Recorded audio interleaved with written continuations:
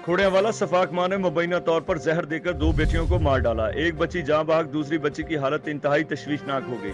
खोड़ियांवाला से हमारे नुमाइंदा उमर हयात चौहान की रिपोर्ट के मुताबिक रेस्क्यू 11-22 के अहलकारों ने अलाइट अस्पताल फैसलाबाद मुंतकिल किया, लेकिन वो भी जाँ पर ना हो सकी। तफसीलात के मुताबिक खोड़ियांवाला के इलाके बिलाल टाउन में कायनात और आयशा की सगी मां ने फैक्ट्री जाने से पहले बच्चों को फक्की खाने के लिए दिए और उसके बाद वो फैक्ट्री में काम के लिए चली गई। फक्की खाने की वजह से दोनों बच्चियों की हालत खराब होगी, जिस पर अस्पताल जाने से पहले ही 11 साल कायनात जाँ बहक हो गई और 8 साल आयशा की हालत तशवीशनाक। रेस्क्यू 11-22 ने डिस्ट्रिक्ट अस्पताल फैसलाबाद में मुंतकिल किया, लेकिन वो जाँ पर ना हो सकी।